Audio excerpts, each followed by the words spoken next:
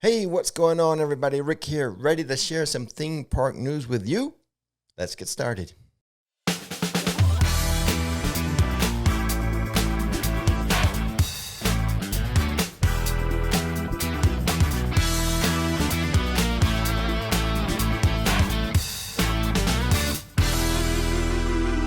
Busch Gardens Tampa tweets out teases regarding a new attraction.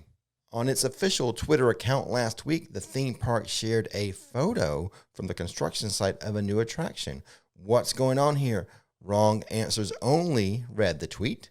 Although Busch Gardens Tampa has not officially announced what it's working on, it is believed to be a giant pendulum-style swing ride similar to the one at Busch Gardens Williamsburg and SeaWorld San Antonio. The attraction is being built where Rhino Rally used to be located. You guys know Universal is building a new theme park, right? Epic Universe. And you know they're going to build some hotels to go along with that theme park, right? Well, Universal has filed trademarks for hotel names. Earlier this month, Universal Parks and Resorts trademarked two names: Universal's Stella Nova Resort and Universal's Terra Luna Resort.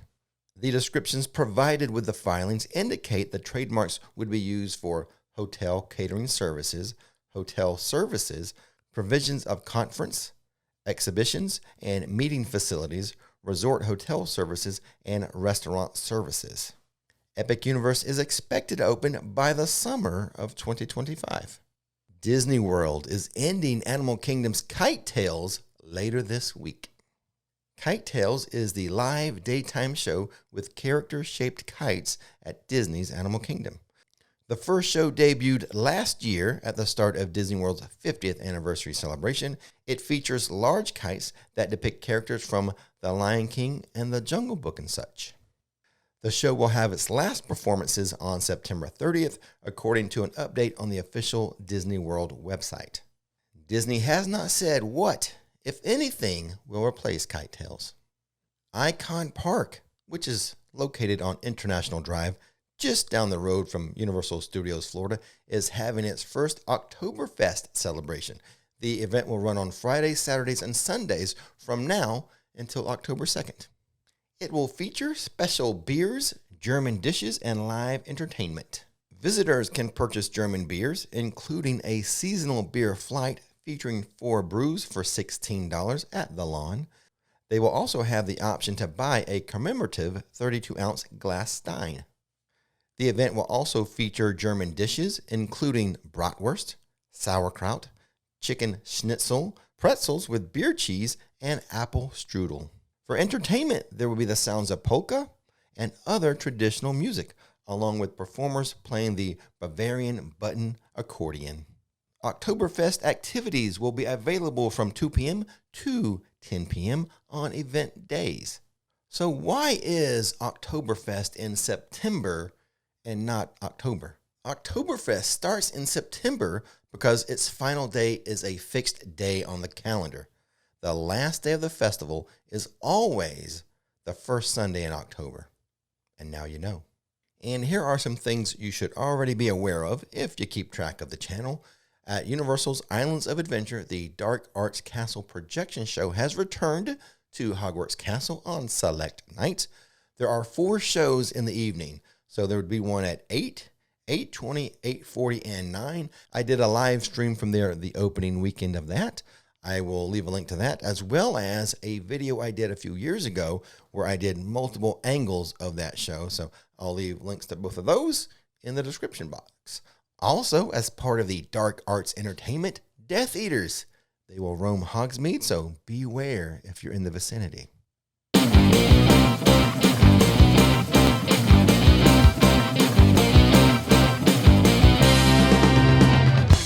Part of the reason why we have not done a weekly roundup recently is because of Halloween Horror Nights. All that spooky fun sort of threw off my schedule. But I did do a house review, a ratings review on all the houses. I rated each house on a scale of 1 to 5 little boos. But we've been going a lot. So if you go and you check out that video, which I will leave a link to it, just be prepared. Just mentally add at least another half a boo to each rating, as all the scare actors and the haunted houses, they're really finding their footing and getting in the rhythm. So we went through a house the other night, a couple houses actually. We just popped over there, went through a few houses, and we noticed it's like we're getting a lot more scares. So it seems like, they're really rounding into shape and finding their footing. So whenever you watch that house ratings video, and like I said, I will leave a link to it, give it at least another half a boot, if not a full boot up than what I rated it. And really quickly, I would like to give a shout out to Kev Jones Music. He's the one who performs the jingle that I sometimes use at the end of videos. And he just wrote a new jingle for the Road Trip channel. I will leave a link to his website, though it is pretty simple, kevjonesmusic.com. I just wanted to share with you that 100% of the profits and proceeds from his album goes to the Matamoros Children's Home. I will also leave a link to that organization. Go check it all out. Go check out his album, buy it, and also, just enjoy the jingle at the end of the videos. And now, let's move on to shout outs. Time for me to thank those viewers who choose to support the channel on Patreon or channel memberships. And I have to do this by myself. Nikki's not here. She is still dealing with that voice issue. If you want to send some prayers or positive energy to her, we'd appreciate that. She's getting it checked out. She's improving, but not enough so where I think she should be doing the weekly roundup with me, talking a lot. So I'm going to do this all on my own. Wish me luck. First, we have Michael Thomas as an executive producer. And then we have, looks like 5 producers: Marcus Green, Emily Smith, Alexander Gano, Monica Connor, and Madison Pierce. I probably messed up Gano. And then a bunch of supporters: Matt Farrell, Stephen Hoffman, Devin Greger, John Lemire, Scott McRae, K.R. Barnes, and Grazy, Grahzzy, Grazy is what I'm going to say. D.D. Hearing, Kaylee Haley, that rhymes, and Paw Dog, which also rhymes. Thank you guys so much for supporting the channel. And now, questions and answers. And again, without Nikki, I have a double duty. I have to read the questions and try to answer them. First question of the week is from James. James says, while watching the walkthroughs of the HHN Tribute Store, the number 1408 is on a building facade inside the store. Is this Universal hinting or announcing without officially announcing that 1408 is coming to HHN next year? Well, they are clever. The creative team, they are very clever. 1408, for those who don't know, is like a horror movie. I don't think they're trying to be clever to say, like, this is coming next year. I think they just wanted spooky numbers on those facades. Like, I noticed one is like 13. They have the 1408. So I just think that's them putting up kind of spooky numbers. Question number 2 from Reese. What is the weather like there in September? Well, September is still summer, especially for Florida. So it is pretty much a summer day. It's hot and rain in the afternoon, almost daily. But sometimes you're lucky. You don't know where the rain's going to hit. Maybe it's across town. Maybe it's at Universal. Maybe it's at Disney and not Universal. You never know. Question number 3 is from Kimmy. It says, hi, Rick and Nikki. I will be visiting Universal for my birthday on October 31st. Oh, what a cool birthday. My nephew has a October 31st birthday. And I was wondering, where to get a birthday button. Okay, let me go ahead and stop and answer that. As soon as you scan in your ticket or your pass and you get through the entry gates at both parks, veer to the right. To the right will be a guest services building, and that's where you can ask for your birthday buttons. And then the second part of this is, does Universal have any other type of birthday incentives for those choosing to celebrate there? And I am not aware of any other incentives. I don't think they offer any type of discounts on food or meals or hotels or anything. I think you get the birthday button, but sometimes it's not guaranteed. I will say that the team members will notice that button. I have seen them, and I know that occasionally they will kind of let that person scoot ahead in line, get them to the front of the line. Not guaranteed, though. Don't count on it, but I have seen team members do special stuff for people wearing those birthday buttons. Question 4 is from Aura. How late does Rip Ride Rocket run during HHN? I want to ride it after dark.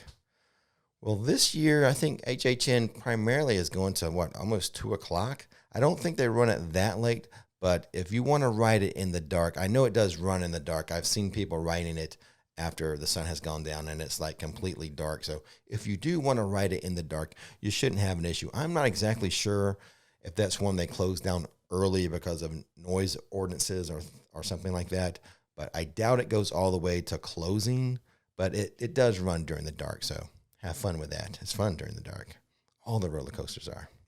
Question 5 is from William. This will be our first time coming to Universal and not staying at a premier hotel that comes with the Express Pass because of no available rooms for that week. We will be staying at Surfside. Do you think we will need an Express Pass for the parks mid-October, staying October 18th through the 22nd?